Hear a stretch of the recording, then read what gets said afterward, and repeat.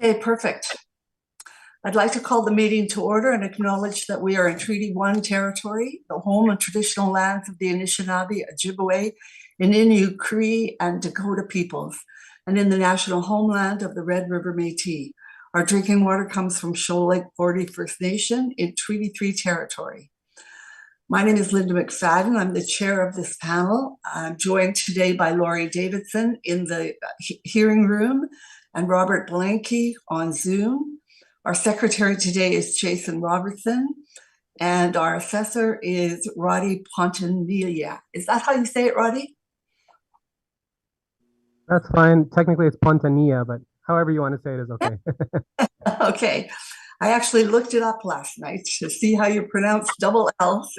The Spanish Okay. last name, so the two L's make a yes sound. Right. To the Zoom participants of the hearing, please note you're placed in the waiting room until your property is called upon. When it's your turn, you'll be admitted to the meeting. Once the host admits you to the hearing, please close or mute your YouTube player and you'll be permitted to speak with respect to your property. Once the hearing is concluded, you can leave the meeting. We'll be hearing applications for revision of the assessment roll in accordance with the Municipal Act. The matters for which revision is requested have been described in each application, and we will limit discussion to these matters. The statements that are made at this hearing are sworn testimony, and anyone speaking to the matters must be sworn in. Be advised that comparisons of assessments of properties are not considered evidence of market value by the Board of Revision. The Board of Revision is appointed annually by Council and is independent of it and the City Administration. It makes its decisions on the basis of the evidence provided at this hearing and issues a written order that will be mailed to all parties as soon as possible. Please note that the board's decisions with respect to an application may be appealed to the Manitoba Municipal Board if the matter pertains to assessed value or classification, or to the Court of Queen's Bench if the matter pertains to application of exemptions from taxation.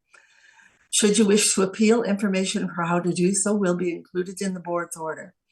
With respect to the hearing process, I'll confirm the points of appeal with your property to be addressed with each appellant.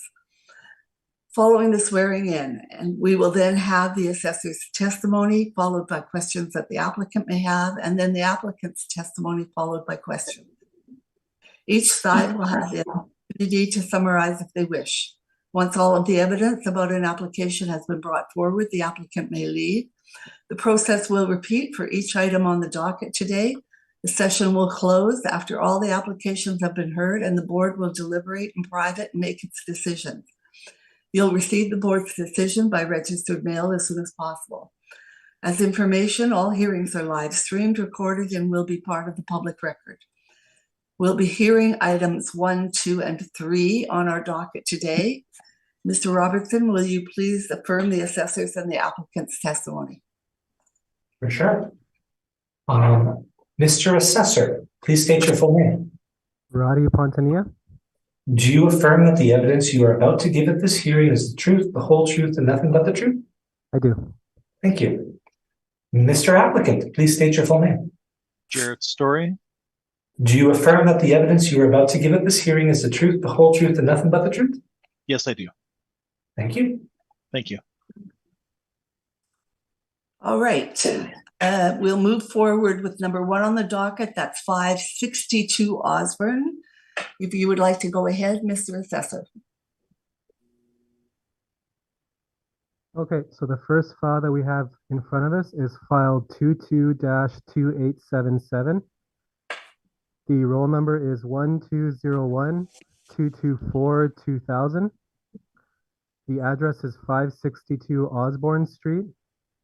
The 2023 assessment has gone out at $399,000. And this building is labeled as a commercial retail store. We have 1 building associated and 2 premises associated with the subject property. We have an actual year and effective year built of 1949. And we have a total leasable area of 2,400 square feet. So on page 2, I have included a pad eye view image of the subject property, so we can see its orientation on Osborne Street. On page 3, I have included, an overhead view through our pictometry software to give you a further view of the subject property in relation to the neighborhood. On page 4, I have included a south-facing view and a west-facing view of the subject property. It's kind of nestled in between some other properties, so it's a little hard to see there, but it's in there. And then I have included some Google Street View images from the 2022 map update. So on the first page, we can see as we're approaching the subject property. The second image is the subject property head-on. And the third and fourth image on page 6 is departing the subject property.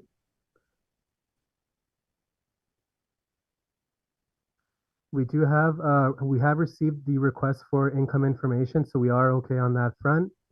And we have no sales history and no property leases that are being displayed there. For my market data, I have included a spread of several different commercial retail stores within the market region. So you can see that we have an effective year that ranges from 1952 or 1948, sorry, on the lower end, up to 1970, as well as we have rents ranging from $12.75 on the lower end up to $26 on the much higher end. On page 9, we can take a look at the subject's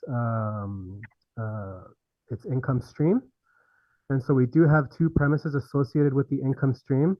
The first premise is 1,000 square feet at $15.96 per square foot. The second premise is 1,400 square feet at $11.26 per square foot. And these are all model parameters as well, which brings us to a total of 2,400 square feet at $31,724 total potential rent. We do have model parameters in place of a 6% vacancy loss, a 3% expense rate, and a $7 shortfall per square foot rate, which brings us to our net operating income of $27,918. And on that, we have applied a 7% cap rate to bring us to our overall market value of $399,000. On page 10, I have included an income value summary of the stream that we just spoke about. You can see a summary there. On page 11, we do have our cap rate study information. So we do have some cap rate information on retail properties. Unfortunately, we don't have any commercial retail stores to show for data. The lowest that we would have in our portfolio would be the strip malls. And the strip malls have an 20th and 80th percentile of 6 and 6.8%. On page 12, we have included the Municipal Assessment Act excerpts that pertain to the nature of why we're here now. And then on page 13, and taking us to the end of our brief, is the subject's income and expense mailer information. And that is my presentation on this property. Thank you very much. Do you have any questions for Mr. Pontinia? Yes, I do. Thank you. Can you all hear me? Okay. Am I Yeah. loud Yeah, enough? we can. Oh, perfect. Okay. Thank you, Mr. Pontinia. So, Mr. Pontinia, can we agree that this would be considered a lower quality building, just from your review of the Overall, property? I would feel comfortable with that assessment. Okay. And we can agree it's 73 years old and it has not had any, let's say, adjustment by the city, either calculated or observed. So the effective year and the actual year is the same. That's correct. And when we're talking about quality of the build, and when we see construction class for a wood frame property, typically when we look at a cost approach, is it safe to say that there's a higher degree of risk for older properties that are wood frame? Is that fair? I believe that's a fair statement. Okay, perfect. And just to be clear, I think you said that everything here is model derived. Is that correct? That's correct. Okay. And this is sort of an interesting property because approximately it's right next door to the Rubin block. That's been what we'll call something of a trouble property. It's been boarded up for many years. Does the model have any ability to capture those, let's say, negative externalities when it's either looking at the cap rate or the rent, or is there any way for the model to capture that, or would that have to be overwritten by an assessor? Well, we have our model rates that, from my understanding, are driven based on a variety of factors, including the location of the subject, its location to the main road, the traffic that parts in front, if it's on a bus route, the age of the building. Definitely all those factors would be taken into account for the cap rate. But if you're asking me specifically if the adjacent building has an effect, I would tentatively say no, only because I don't think that a localized factor like that directly next to the subject would have a modeled effect. Okay. I could be wrong on that, you know. I mean, this is based on my experience, and admittedly, I'm not in the modeling department, so my information is limited on that. But I do think that there possibly wouldn't be an effect on the cap rate there. Okay, and I can appreciate that. Can we agree that the property next door indeed is what we'll call a property that would give an investor some pause if they were looking at purchasing the adjacent property? Is that safe to say? I mean, I haven't reviewed the property's characteristics myself, but yeah, based on, you know, just the visual aspect of it and some of the information that I've sort of gathered on my own, yeah, I think that'd be a fair statement. Okay. Okay, perfect. So let's just go through your rent comps. Now the assessment is model derived, but these rent comps presumably were chosen by you. Is that fair? That's fair. Yep. Okay, and can we agree that these are all in well, let's say like the actual physical condition of these assets would be superior to the subject? Is that fair? Some of them could be. I'd have to individually go line by line with you and just refresh my memory on them because they Sure. are sort of put together, and then I move on to other work. Got it. Yeah. So So just very I would quickly, have to go through them just to be, you know, just before I commit myself to any Okay. sort of a statement So like that. But I believe these are fair comps. When I was doing my work and putting them together, they did seem to be fair. They were within the effective year that the subject is, and the rents didn't seem too out of line. Marking 470 River Avenue, that one's a bit of a high rent. yeah. So So I wouldn't put much weight on that one, but some of the other okay. rents, they look to be decent and indicative of market value. Okay. So 3 and 4, those are restaurants, correct? Uh, number 3, I actually have it as a retail spot. Okay. This is, just to be clear though, this is the how do I describe it? I think we all know it. It's that sort of looks like a kind of looks like a house at the corner of River and Osborne. It's across from the Safeway. It's been a number of things. There's about 6 units in it or something like that. I think so, That's Jared. that. Yeah, I think that's the one Yeah. you're talking about. Again, I'd have to look, but I think Okay. you are turning on that light bulb in my head. I think that's the one. Yeah. Okay. No problem. And then those well, let's say just 1, 2, and call it 5. That 700 block of Corridon. That first one is a tattoo shop that was renovated to be a health and body place. Is that fair? Which one? Sorry, Jared. Number 1, so 776 Corridon. I mean, I have it as a different tenant, tenant name, but I'll take your word for it if that's what happened and it got changed over to Yeah. a tattoo shop. Sure. No, it used to be a tattoo shop. Now it's Oh, called okay. it's Yeah, called because I Tree have it as Hugger a or something different like that. tenant there under mine, Yep. but I Okay. guess so, sure. And then number 2 is luxury retail. Yeah. 6 is an insurance brokerage with its own very nice parking lot. Is that so that's actually a lease. That's not an internal rent.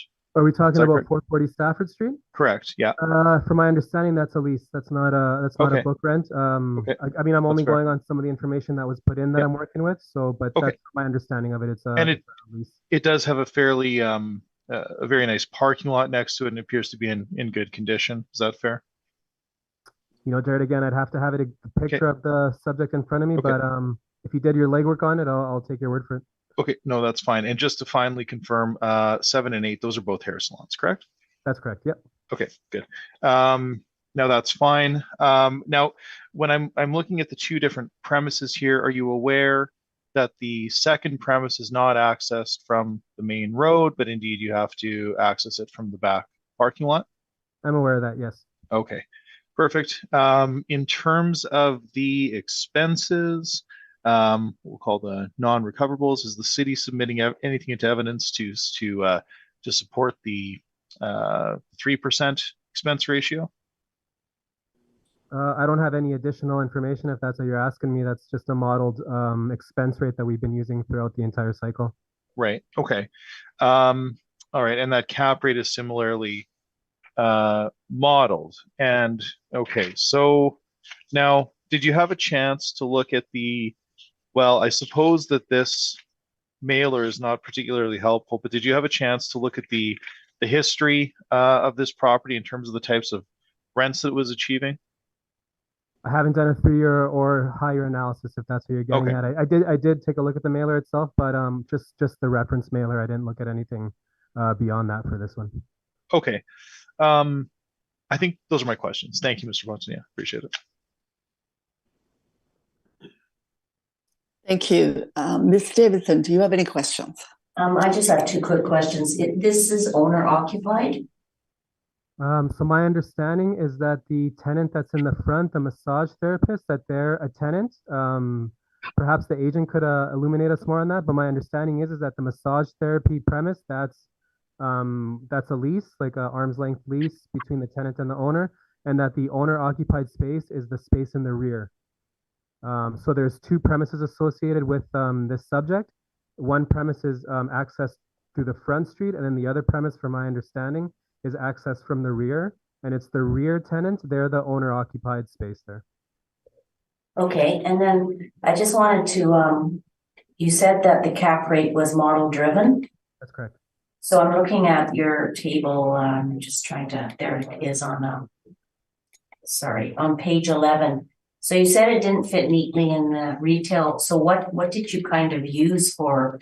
Oh, I just alluded to the fact that if you look at our excuse me. So if you look in the middle of the page where we have retail as the heading on the side there, Yes. and then you'll notice that we have strip mall, Yes. power center or neighborhood, and then a regional shopping center. Yes. So we're talking about a commercial retail store. So actually within the hierarchy of our portfolio, it would actually fall below where the strip mall is. So unfortunately, we actually don't have a sampling there to see the 20th and 80th percentile for commercial retail store. So what I had alluded to was within this scope of the example provided, the commercial retail store would fall somewhere underneath where the strip mall is located. So if you look at strip malls being 6 to 6.8% of the 20th and 80th percentile, what I'm suggesting is that the retail store should fall somewhere within that, but somewhat above that. So let's say, I don't have the data in front, so I don't really want to give exact numbers because I don't have the data in front. But I would say anywhere from the the 6s to the early 6s to maybe mid to 7s. That seems like it would be appropriate. So my review just led me to see that, or to believe that the 7% cap rate would be appropriate for the subject. Okay, and then the massage therapy falls within retail, it's not a classification, but I mean a retail within your model. Yep, it falls under the commercial retail store, so it's just Okay, being used thank in you. that fashion. But the space itself is pucked as a retail store. Okay, thank you. That's all of my questions. Mr. Belenky, do you have any questions? I have no questions of the assessor. Thank you. And I have no further questions as well. Mr. Story, would you like to go ahead with yours? Yes, wonderful. Thank you so much. Okay, so we've established that we're here at in the 500 block of Osborne Street, 562. This is indeed an older retail building built in 1949. It's 1-story. Leasable area is 2,400 square feet. There are 2 tenants, and as the assessor has pointed out, and as we've established through our questioning here, the second tenant is the owner, and that space is accessible only through the back. They are in what we'll call a time management company. They repair and lease the time clocks that you punch when you go to a restaurant job or some such thing. We all might remember those. So that's the business that goes on at the back, and at the front we have a therapeutic massage operation. So that space is indeed leased. However, it is leased on a semi-gross basis. So we had to look to the market to determine what we'll call a reasonable market rent. Now, I did point out that the Rubin block is directly next door. This property has been vacant for some time. It's been a source of some concern. It's been in the news. I've included some news clippings where the residents have been generally unhappy with the fact that it has been sitting vacant and boarded up, and I've included some photos here. It would certainly be a concern as we consider, let's say, negative external factors for the adjacent property. So I've included some photos just so you can see, and that the problem persists.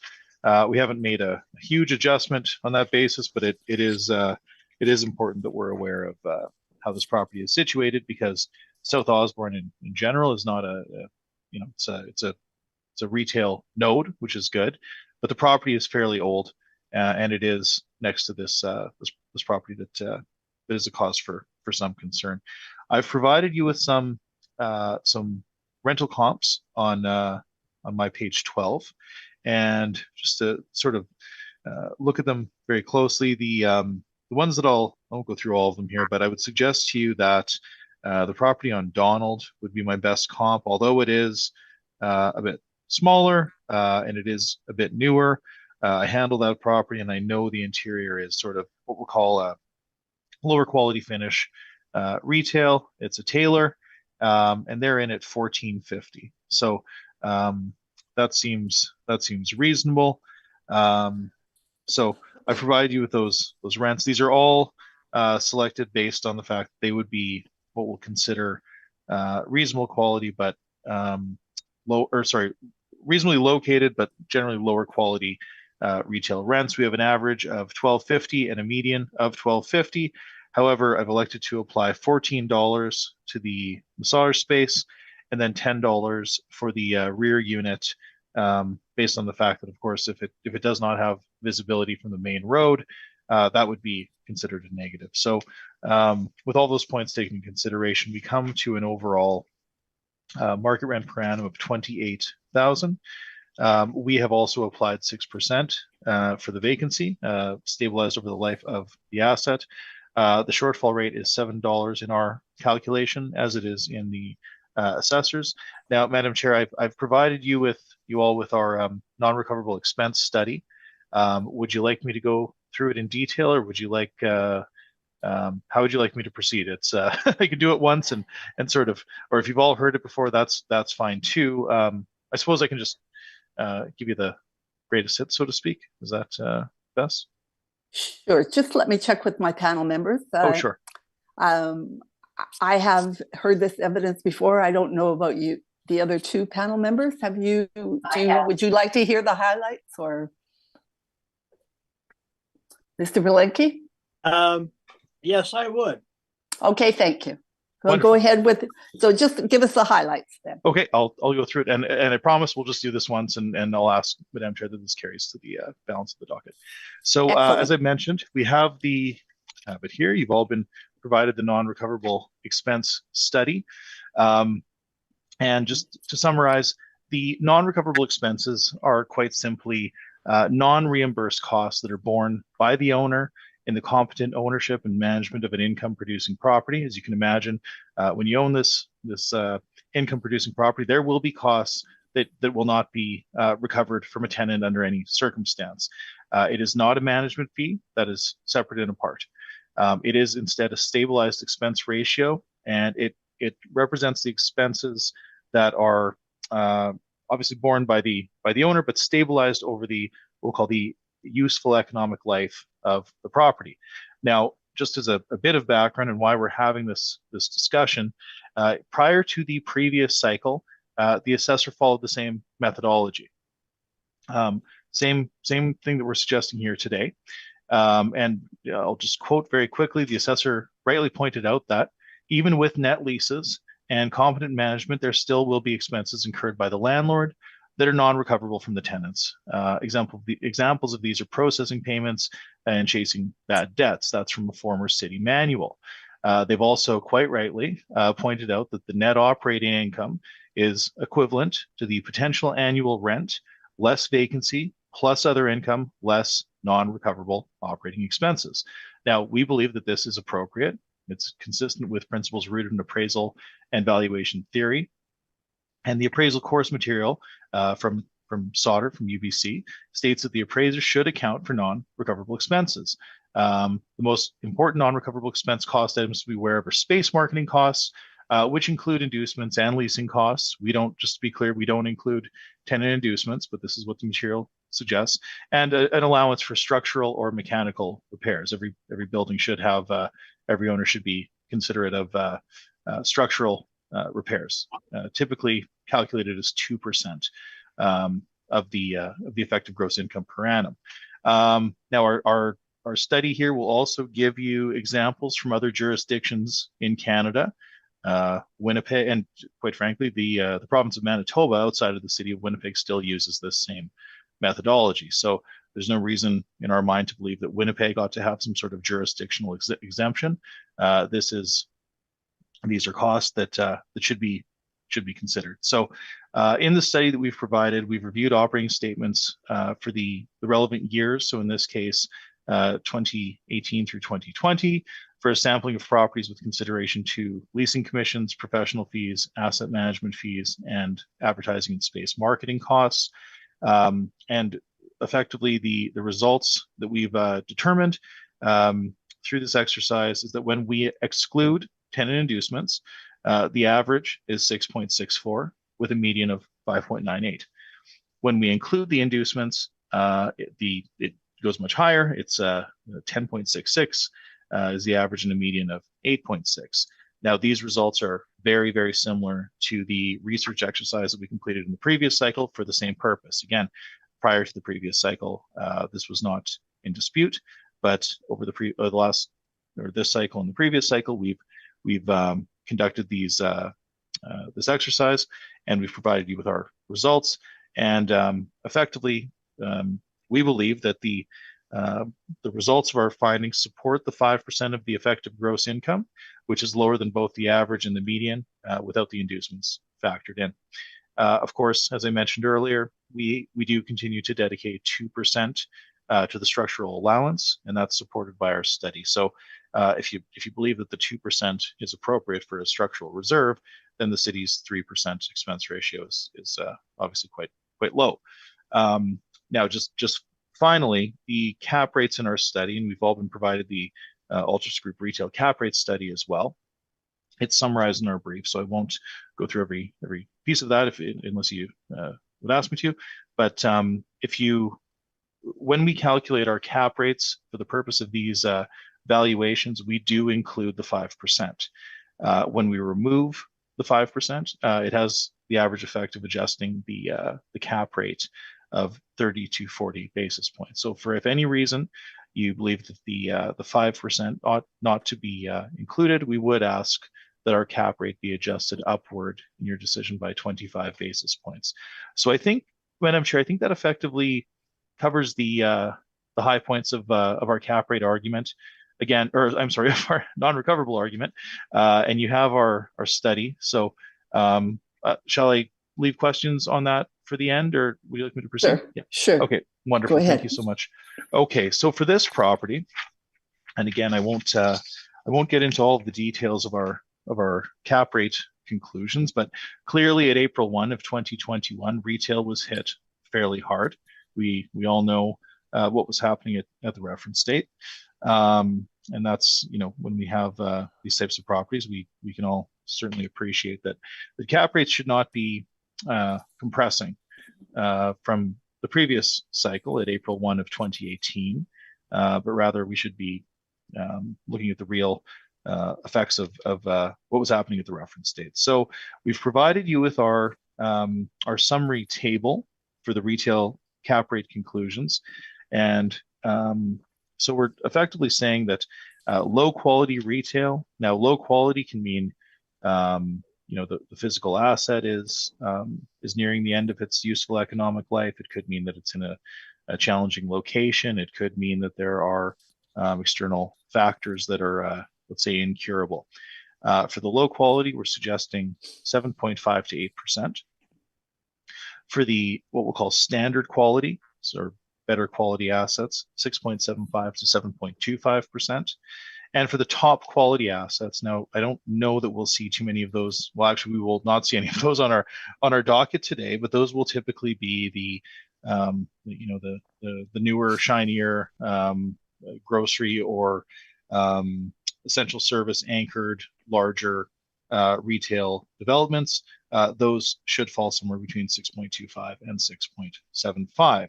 So we're suggesting for this property today a cap rate of no less than 7.5%. And that's very fair given its age, given its some of the locational issues that we've mentioned. So when we take all of these factors together, we calculate a value of $312,928, which we then, of course, round to $313,000. The balance of my brief on this property includes some of these income and expense reports that you've seen in the assessor's brief. I have some photos starting on page 23. You can see the external shots. Another shot of the Reuben block. I tried to get the photo of the Unit B entrance, but it's sort of a bit obfuscated by some scatter parking and looks like some storage containers. That's on page 25. And then you can see some interiors of the massage area on 26 and 27. Page 28, provided for your interest, does talk about the Reuben block. It has been boarded up since the year 2014, and there has been some discussion in the community about that. So I leave that with you. But ultimately, our request here, Madam Chair, is that the value at the reference date not exceed $313,000. And with that, I welcome your questions and I thank you. Thank you very much. Mr. Pontonnier, do you have questions for Mr. Story? No, I believe you had a clear presentation. I'm okay for questions. Thank you. Okay, thank you. Ms. Davidson? I have no questions, thank you. And Mr. Belenky? I have no questions. Thank you. And I have no questions. So that will take us to item number 2 on our docket, which is 397 William. Sorry, I should have asked though. Does anyone have any summary that they'd like to give? I'm okay on a summary. Thanks. I think we're good. Thank you very much, Madam Chair. Okay, we'll move to item 2, 397 William.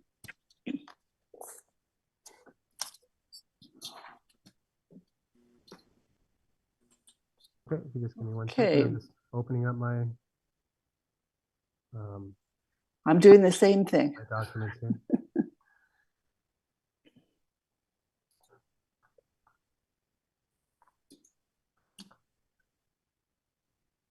Okay. Okay, so are we okay to go? Yep, go ahead. Okay, so next file that we have up is file 22-1648.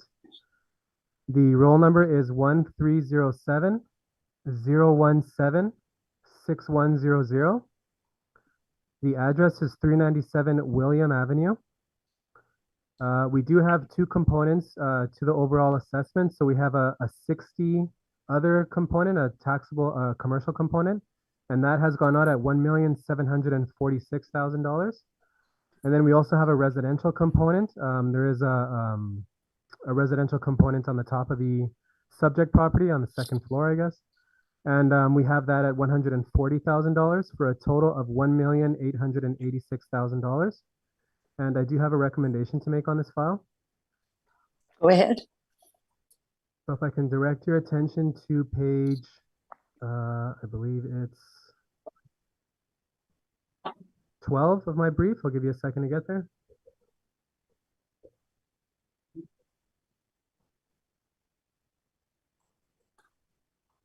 This might be a little bit of a tricky recommendation to describe, so I'll do my best here to try to take you guys along with my review of this property. So originally we had these 2 streams that were part of the subject property. We had a 10T, this is the residential component, an apartment stream, and we do have 1 suite at a modeled rate of $948.03 per month. We do have model parameters in place of a 3.2% vacancy loss, a 45.18% expense percentage, and a cap rate of 4.3% to give us our original value of $140,000 on the apartment stream. Following that, on page 13, we do have the retail component of the subject property. On the retail component, we have a main floor C2 premise at 11,443 square feet at $12.57 per square foot. We do have an 08 basement premise at 8,115 square feet at $4.46 per square foot. As well, we do have a C6 storage mezzanine component, and we have that at 1,416 square feet at $5.48 a square foot. And that brings us to a total of 20,974 square feet to a potential rent of $187,792. From there, we have applied the model parameters of a 6% vacancy, a 3% expense, and a $7 shortfall per square foot to bring us to our net operating income of $162,419. As well, we have applied a cap rate of 9.3% to give us to our overall value of $1,746,000. And when we combine them both, we do have the overall value of $1,886,000. So the adjustment for this one, you'll notice under in the income value summary on page 14, under capitalized value, we have other total adjustment, and it's at 0.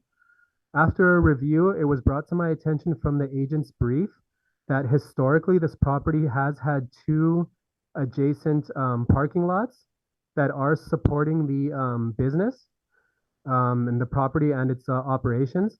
Historically, these 2 parking lots have been deducted from the overall assessment that's provided of the subject property, as the city is attempting to not sort of double charge the assessment. So we do treat it as one economic unit, and that way we reduce or we deduct the value of the parking lot from this income stream. And so I don't have that information in front of you, so that's why it's a little hard for me to explain. But I believe it's 3. I think it's 408 Elgin Avenue. I have it here on another document. If you just give me one second, it's Sure. 388 Elgin Avenue. We have 2 components on that one. We have an other taxable component of $97,000, and then we have a residential component of $104,000. We're not including the residential component. So from 388 Elgin Avenue, we are including the other component of $97,000. As well, 408 Elgin Avenue. We do have this one to include. This one is classified completely as other. And this one has an assessed value of $349,000. So if you add the $349,000 from 408 Elgin Avenue, and if you add the $97,000 from 388 Elgin Avenue, we do come with a total of $446,000. That $446,000 is now being removed from the assessment. So what we have is that we do have the $1,886,000 that it has gone out at, but there is an adjustment on that of $446,000, and that adjustment is to account for the 2 parking lots and treat it as one economic unit. And by doing that, the assessed value gets reduced to $1,440,000. $1,440,000. And I apologize again for the long-winded explanation there, but I felt it appropriate to sort of guide you guys through it, as I don't have that information in front of you. But yeah, that would be the city's recommendation, is $1,440,000. Thank you very much. That actually was very clear. I thought you did a great job. Thanks. Mr. Story, your comments on the recommendation. Oh, I appreciate that very much, Mr. Pontinia, but Madam Chair, I would like to proceed because we do have a couple of outstanding issues on this property. And I'll limit my questions, my presentation to those outstanding matters. But yes, we do agree that the ancillary parking ought to be removed, and we do agree with that. And just to be very clear, Mr. Pontinia, that would be removed from what we're calling Stream 2, right? So we're not removing that from the apartment, but rather from the 60T, correct?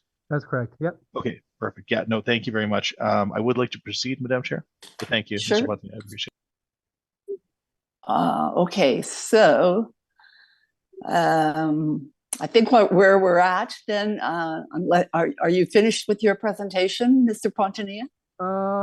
If the board likes, if not, I can just quickly go through the original brief just so we don't miss anything, and we can do that as well. Like I can be quick on it since I already presented a recommendation. We Okay, don't have sure.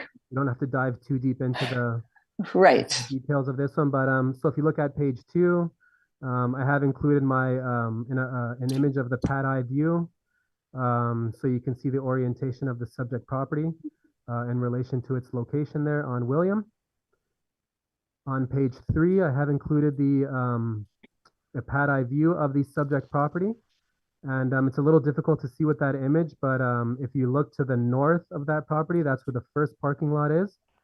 That you can see that we're removing from the assessment, and then it would be to the north east, I believe, which is off the picture there. That's where the other parking lot would be, and so that's what we're removing from the income stream. Understood. Thank you. On page 4, I do have a south-facing view of the subject property, as well as a west-facing view of the subject property, and you can sort of see the parking lot there that's adjacent to it, and then once again, the other one is across the street there. And then on page 5, I have included some Google Street View images of the subject property itself, so we can see the business that we're speaking of. And then that carries forward onto page 6, which just shows some more images of the subject property. On page 7, we have received the request for income information for 2020, so we're okay there. And we don't have any sales history or property lease information that's being displayed there on page 7. On page 8, I included several comparables for this subject just because it's a little bit of a unique subject property in the sense that it does have both a commercial and a residential component. So I had a 3-pronged approach to finding the market data for the subject property. So the first approach is by searching through our portfolio to find commercial mixed-use buildings that are being used in a similar fashion to the subject property. And so admittedly, while these aren't within the immediate location of the subject, these are all commercial mixed-use properties. And so they are all used in the same manner. And we can see that we do have rent rates that range from $13.65 at the lower end up to $19.71 at the higher end. On page 9, I have included some rent comparables, and these would be C2 rent comparables. So these would be your standard C2 retail premises. And I did include market region 3, 4, and 5 because I was having a really hard time finding some comparable information directly within this neighborhood. I have a feeling it's because a lot of the subjects around there, or a lot of the properties that are being used in a commercial sense, are perhaps owner occupied. And so for that reason, we just didn't have much reliable data on some of the leases directly within the neighborhood. And so that's why I took a look at market region 3, 4, and 5, and I included some rental rates there. And these rental rates range from $12 at the lower end, and they go up to actually $23 at the higher end. And then directly underneath that, I have included some grocery store rent comparables. So again, admittedly, these aren't exactly laid out in the same manner as the subject, as these are grocery stores. So they will have perhaps some more space, higher ceilings, that sort of a thing. Finished to a different into a different finish as a subject, but they're market indicators. I just wanted to include some more market information on indicators for leases that were being the performance of leases for these types of properties. And so again, these are grocery store rents. By no means are they going to be exactly similar, but they're just indicators. And I do have a rental range going from $15.25 actually at the lower end, and then it increases up to I believe it's $18.25 at the higher end. And then on page 10, I have included some commercial mixed use comparable information for apartment units. And so for this first information, for the first table you're looking at, these are similar to the way I had laid out the market indicators for leases. This first table is a table that has been laid out for commercial mixed use apartment block rental rate information. And so you can see that we have the subject is in the first column at 948.03. And then we have our first comparable on Portage Avenue, and we have that one at $1,555 per month. Our second comparable is at $1,350 per month. Our third comparable is at $925 per month. Our fourth comparable is at $850 per month. Our fifth comparable is at $800 per month. And our sixth comparable is at $1,308 per month. So there's a range there on the rents that are being received. And then finally, after that, I have included some multifamily rent information, and this would be for within the neighborhood there and the neighborhood cluster area of 102 Centennial. So I have included some information from directly within the neighborhood, and we can see there once again we have $948.03 is the model predicted rental per unit, or of the model predicted monthly rent for that unit. And then we can see there for 311 Alexander Avenue, we have $1,013 per month. Our second comparable, 316 Ross Avenue, we're at $1,151 per month. Our third comparable is 260 Princess Street at $1,087 per month. Our fourth comparable is 230 Princess Street, and that's at $985 per month. And then our fifth comparable is on Ross Avenue, 530 Ross, and that one is at $1,325 per month. So looking directly within the neighborhood, it seems like our apartment rental rate is, monthly rental rate seems to be within the range. Following that, on page 12, we did go over this, so I won't go through all the details, but suffice to say that we do have one suite at $948. Once we run through the parameters and apply our 4.3% cap rate, we are left with a value on the residential component of $140,000. And then looking again at the retail component, we do have 11,443 square feet at $12.57. We also have a basement component, a basement premise at 8,115 square feet, and that's at $4.46 per square foot. And then finally, we have a C6 storage mezzanine component, and that's $1,416 at $5.48 per square foot.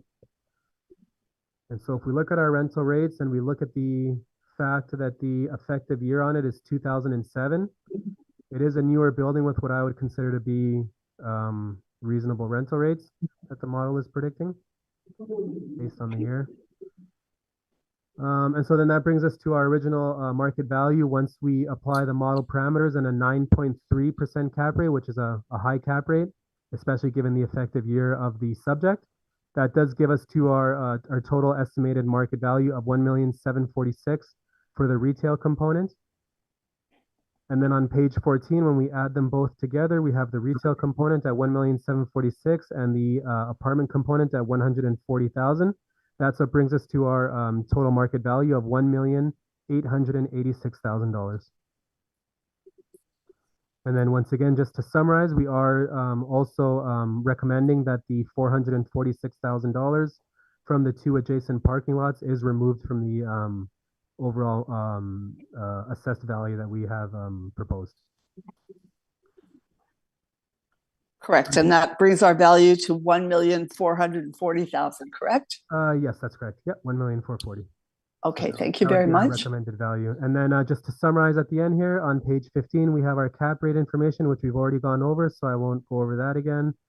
On page 16, we have our Municipal Assessment Act excerpts. And then on page 17, and taking us to the end of the brief, is the subject's income and expense mailer information.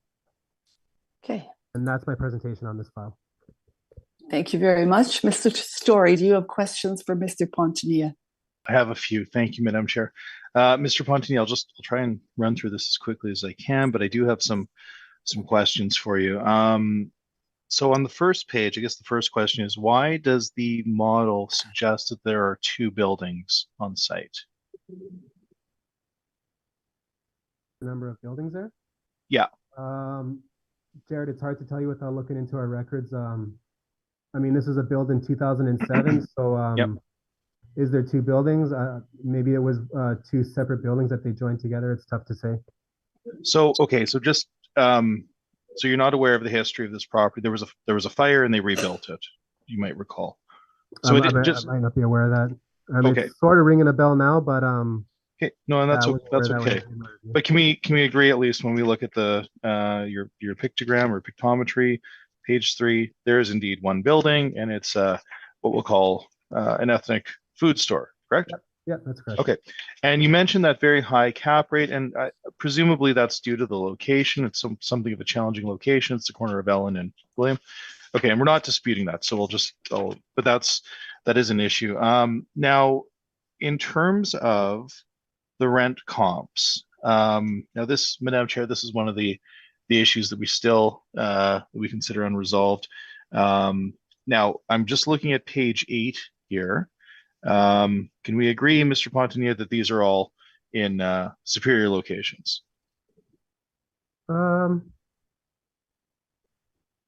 Yeah, I'll tentatively agree to that. Okay. Okay. I think, if I'm not mistaken, I think you and I actually did some of these mixed use properties on Taché, I seem to recall, at the beginning of the cycle. Yeah. Now, these are smaller. That's fair to say, correct? Correct. And typically, based on the principle of economies of scale, lower square footage typically commands a higher rent. Is that fair to say? That's fair to say. Okay. And now, and just to mention something, are you aware that there's no actual tenant on the second floor? So it's not a market apartment. It's for the called the enjoyment of the owner. Are you aware of that? I am aware of that. Okay, so just so we're clear, it's not leased, but these have tenants above them, correct? I'd have to look at the details of everyone, but yeah, I'm comfortable saying that they do have tenants. I'm just not sure if they're owner occupied or not, but they do have tenants, so I'll agree to that. No problem. So page 9, let's just, now the grocery store rents, I know you said they're indicators, but just to be very, very clear, so we're not misleading the board here, these are much larger, and these are what we'll call commercial grocery stores. So we've got a Save On in here. I know that one on St. James by Polo Park, right? That's correct. And then the lowest rent you have here is $66.50 Roblin, and that's going to be is that the Extra Foods in Charleswood? Yep, that's correct. Okay, and then No frills, obviously same thing. Yeah. or no frills, gotcha. Yeah, and then Main Street, that's Sobeys way out North Main and Riverbend, River Grove, something like that. Correct. Okay, now I'm looking at the rent comps in that table above that one there, and there are two that are of interest to me. The first one and the last one. Now, that one on Ellis, that's the liquor commission, correct? That's correct. Okay, and the one on Portage, the last one, that's a Dollarama, correct? That's correct. Okay, and those would be typically, those rents would probably be higher than what we'll call a small ethnic food store. Is that fair to say? Typically, that's fair to say. Okay, that's fine. Now, in terms of the multifamily, I'm not disputing your NOI. I think it's fine. Ultimately, it's I think we can agree it's theoretical because we've agreed they're not leasing it out. But just I mean, it's there, so we have to talk about it. The one thing that I note is that your cap rate is particularly low. I'm going to assume, and perhaps you can confirm, is that model generated?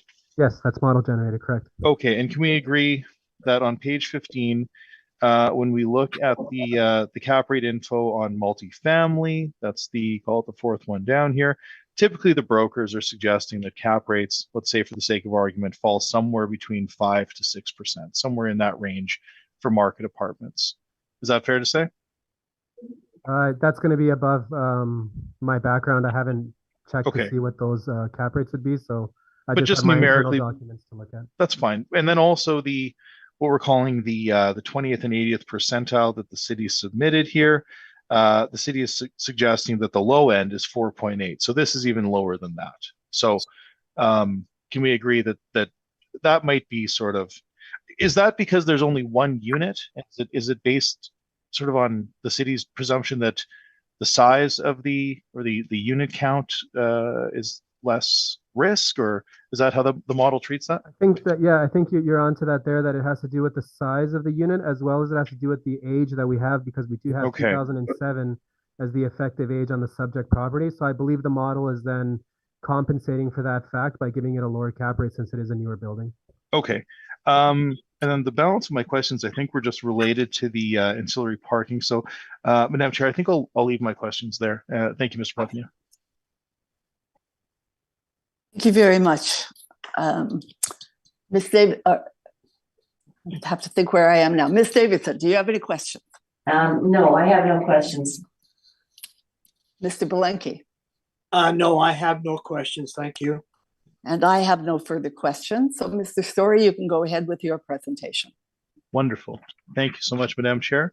So once again, we're here at the corner of Ellen and William, 397 William Avenue, two-story building. As we've established, there is a residential unit that's not rented, but we have to place a value on it because it is there, but it is effectively just a unit that's enjoyed by the owner. I spoke to the owner, I'm going to say yesterday, certainly at some point this week, I believe it was yesterday, and confirmed that detail. So now I talk here about 388 Elgin and 408 Elgin, and we have also removed that from the CC60.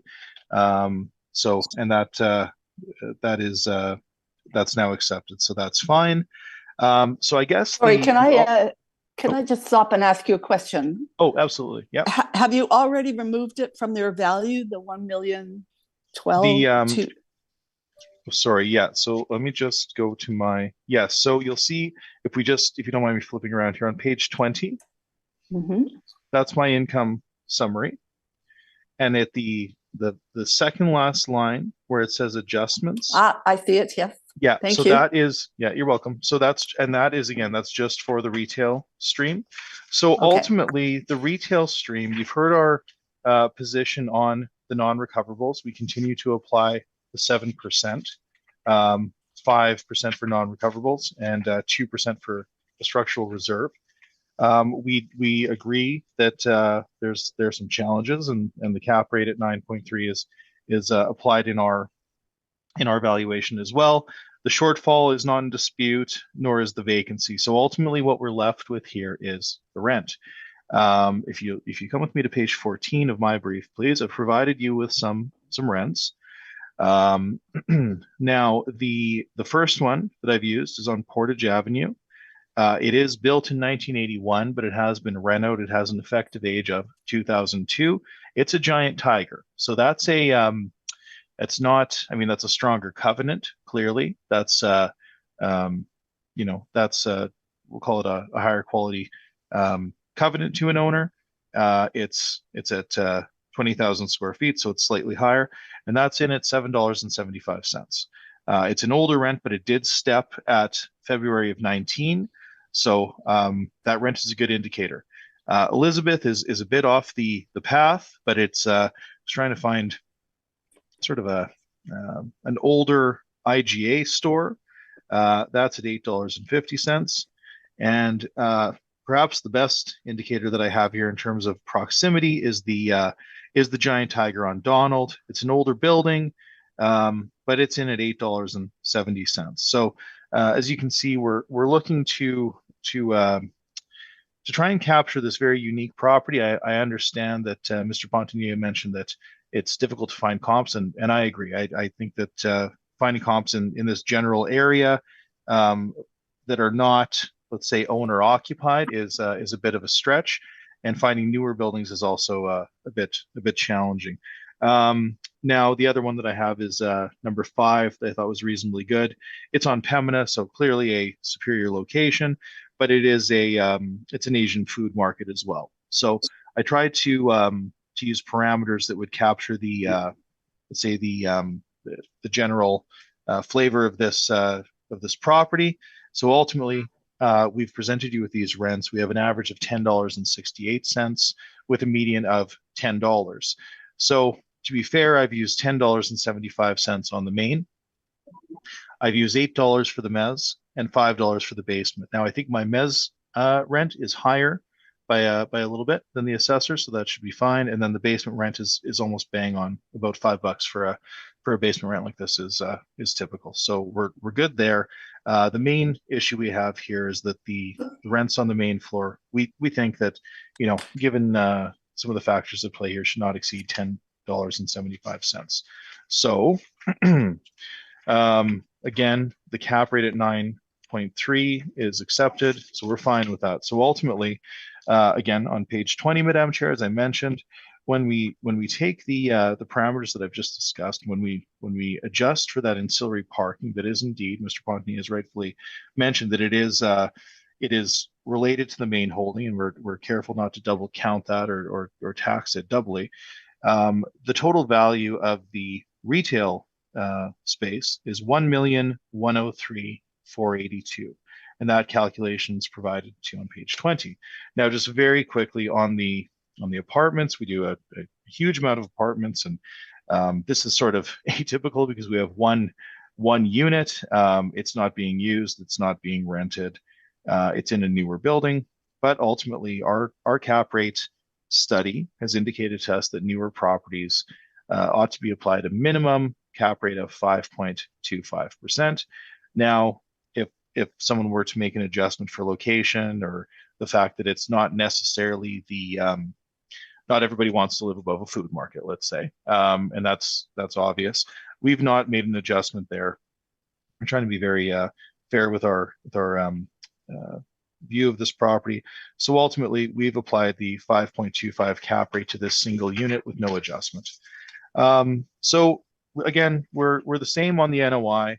We think it's fine. The 5.25 cap rate gives us a value of $114,991, which we then round to $115,000. So when we take that together with the retail portion, we come to a value of $1,218,000. So ultimately, we do respectfully submit that the value not exceed $1,218,000. And again, we break that down as $115,000 for that single second floor unit, and the retail at $1,103,000. So that is my presentation, and I'm happy to take your questions. Thank you very much, Mr. Story. Mr. Pontini, do you have questions? No, Jared was good in his presentation. I'm okay with questions. Thank you. Thank you. Ms. Davidson, do you have any questions? I have none. Oh, I do have a quick question. I think you might have mentioned it. Did you indicate that the apartment is occupied by the owner? No, it's not occupied at all. It's for the enjoyment of the owner, but it's not. They don't live there. It's just a space that they can use. So even though it is typified as multifamily, it's not used as living quarters from my understanding. It's not, and it's certainly not rented. So okay, I think you mentioned that. Thank you. No problem. Thank you. Mr. Belenky, do you have any questions? I have no questions, thank you. And I have no questions. So moving along to number 3 on our docket, which is 405 Ellis Avenue. When you're ready, you can go ahead, Mr. Pontini.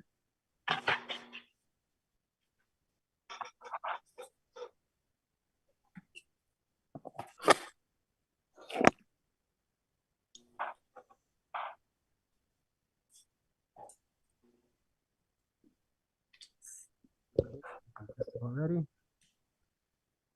Okay, we're all okay to go? Yes. Okay, so up next on the docket, we have our final item. It's file 22-1916. The roll number is 1305-301-4100. The address is 405 Ellis Avenue. The 2023 assessment has gone out at $1,380,000.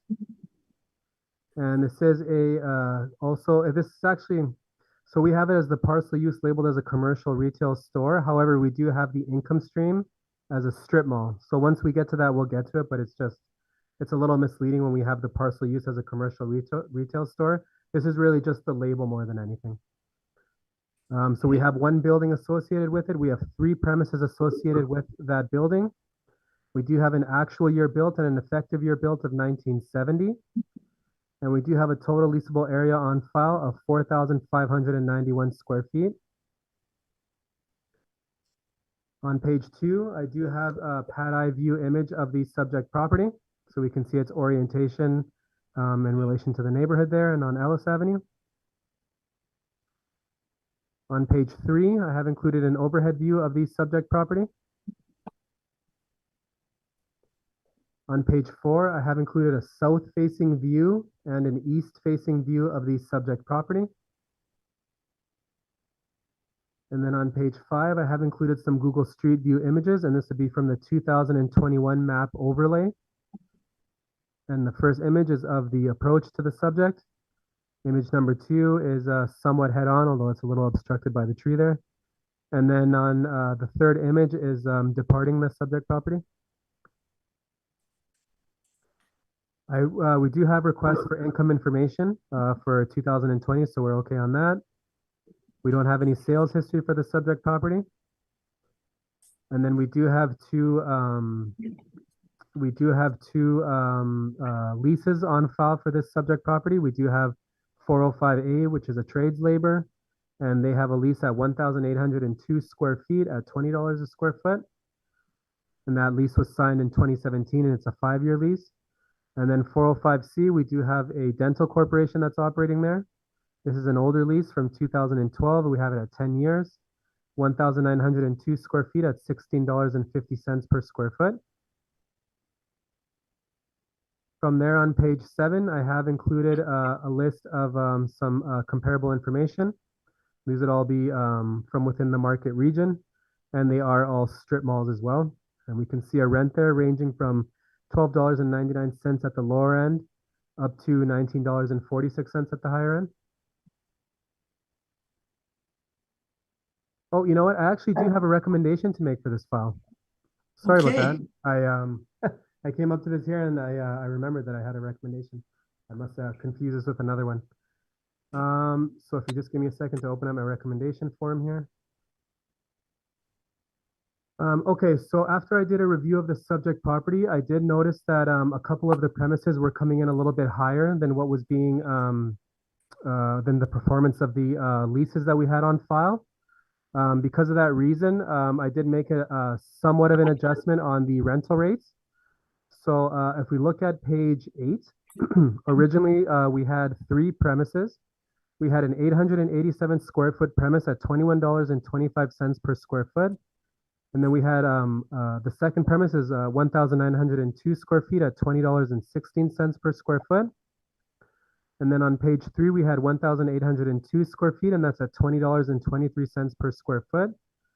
And that brings us to the total of 4,591 square feet at $93,647 for total potential rent. We have applied model parameters. So we do have the 4% vacancy, 3% expense, and a $9 shortfall. And then we do have a cap rate of 6.2%, which brings us to our estimated value of $1,380,000. So my adjustment for this would be to the first 2 income streams. So for premise 13058, I now have it at 887 square feet at $19 per square foot. For the second premise, 25296, we have 1,902 square feet at $16.50 per square foot. And then on the third premise, I left that one at model, so that's 1,802 square feet at $20.23 per square foot. So we now have the same area, 4,591 square feet, and we do have a revised total potential income of $84,690. From there, we have applied a vacancy of 4%, a shortfall of $9, and an expense of 3%. And that brings us to our revised net operating income of $77,211. And then on that 77,211, I have also increased the cap rate. The original cap rate on the model of 6.2%, it seemed a little low given the location and some of the details of the subject property itself. So the cap rate was actually increased to 7%. And then the final value for this property that I have revised is $1,103,000. 1,103,000.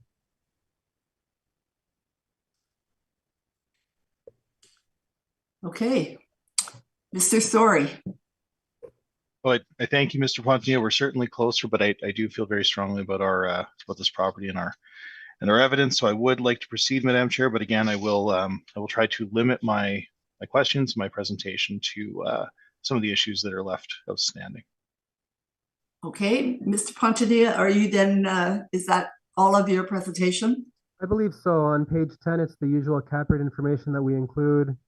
Page 11 is the Municipal Assessment Act excerpt, and then on page 12, and taking us to the end of my brief, is the subject's income and expense mailer. So, yeah, that'd be my presentation. Okay. Thank you very much. Mr. Story, do you have questions? I do, and again, Madam Chair, thank you. I'll be very quickly. I'll go very quickly. Mr. Pontier, you've adjusted the cap rate. Can we agree though that we're at the corner of Ellison Kennedy, and this would how do I say this? This would be a challenging location in some fashion that would not be totally dissimilar from the file we just looked at. Is that fair to say? Yeah, I mean, the William Avenue has a lot less traffic if you put it in comparison to Ellis. So it seems like it might be a little bit of a superior location in terms of its commercial activity. But besides that, yeah, I mean, it's definitely an area that has its challenges, and that's why I felt that the cap rate adjustment was absolutely merited on it. Right, and it is sort of let's call it, sort of the way into the Central Park area. Is that fair? Yep, okay, that's fair. Yep. That's fine. And then also the property at the reference date, 1 out of 3 units was vacant. That would be an increased risk as well. It would be. I mean, we typically, lots of spaces do have turnover, so it's not out of this world to have tenants leaving and tenants coming and leaving. Sure. But with that being said, yeah, you are right that there is a vacant premise as of the reference date. Okay, and it was a money marked, just so we're clear, just to get a sense of this property. Okay, and then the rent comps. Now, I think I know that one on Portage. Is that the let's call that, well, it's Wolseley effectively. That would be between, say, Evanson, I think, and Lenore. Is that the one with yeah, you're right, Jared. Yeah, it's around that neighborhood. Aladdin's Pizza? Yeah. It's across from the food fair. Yeah, I think, and the Shoppers and Elsie. Okay, okay. So that's sort of, I mean, that's a different location, safe to say, correct? Same market region, so we consider it to be within the same market region, but it's definitely further away from the subject, that's for sure. Okay, and that's fine. Now, again, well, we've gone over the non-recoverables. That's fine. The cap rate is now 7%, and that's based on what you've mentioned here. So I think ultimately, I'll leave my questions there, and I'll save the balance of my evidence for my presentation. So thank you, Mr. Pontier. I appreciate that. No problem, Jared. Thank you, Mr. Story. Ms. Davidson, do you have any questions? I have no questions at this time. Thank you. And Mr. Belenke, do you have any questions? I don't have any questions at this time. Thank you. And neither do I. So, Mr. Story, you can go ahead. Thank you, Madam Chair. Okay, so ultimately, we've established that we are at the corner of Ellison and Kennedy. We've got a slightly older retail strip here.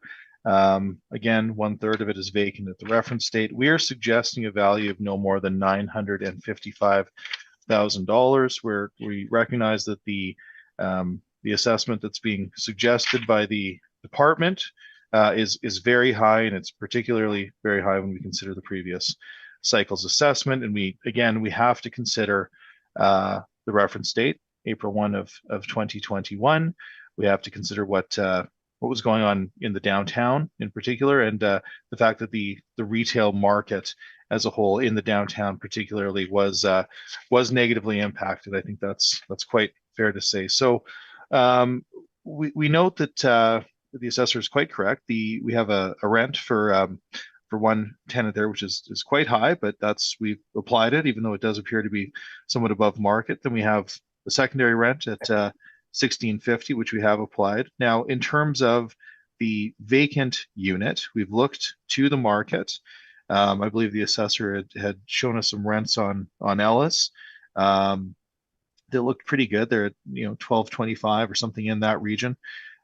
We've looked to Ellis and Sargent. We think that these streets typically have a similar feel. This would be folks who are looking for space in our property would also likely be looking at other opportunities on Ellis and on Sargent. I've looked to properties that have a similar effective age, and I've you can appreciate that it's not an exact fit for any of these, but we've looked to spaces between 900 feet to just a touch under 5,000, which admittedly is a bit high. But regardless, we've determined that for our type of space, 1459 is the average of our comps. 1494 is the median.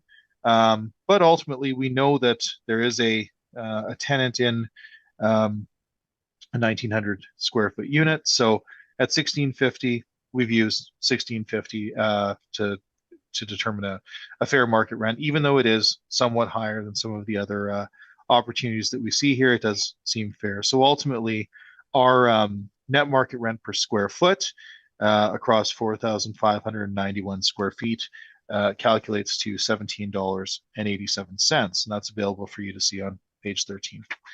The cap rate. Again, we've mentioned the non-recoverables. Now, in the non-recoverable discussion, I did mention space marketing costs.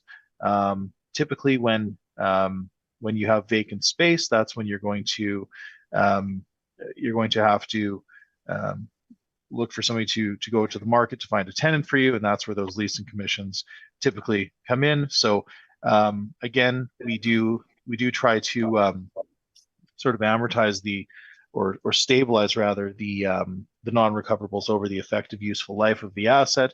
But it is interesting to point out that when we have vacant space, that those space marketing costs will be at a higher rate than they would in good years when the building is fully tenanted. So again, I point you to our chart on page 16. We are suggesting that a cap rate of 7.5 is appropriate. It might be somewhat low, it might be somewhat optimistic for this area, but ultimately we feel very comfortable with the resulting quantum, as I mentioned. So when we take our these parameters, as I've mentioned to you, we come to an ultimate value of $954,788. We then round that to $955,000. And we do respectfully submit that the value of this asset not exceed $955,000 for this assessment cycle. And with that, I thank you very much. Thank you. Mr. Pontonnier, do you have any questions for Mr. Story? No, I'm okay. Thanks, Jared. Ms. Davidson? I have no questions, thank you. Mr. Belenky? No questions, thank you. Everyone did a wonderful job. Well, thank you very much. We've now come to heard all of our items. Before I close, I'll just ask if either of you have any summary comments that you'd like to make. I'm okay on my part. It's just thanks for providing that space. Yes, thank you to everyone for coming out at 5 o'clock. This is this was relatively painless, so thank you all. I appreciate your time. I do apologize for holding you up at the beginning. No, this is the first time I've done an evening hearing, so I thought it was 6 o'clock. Anyway, thank you very much, and we will now adjourn. Wonderful. Thank you, everyone. Thank you. Have a good Have a nice evening. night, everyone. Thank you. You too. Take care.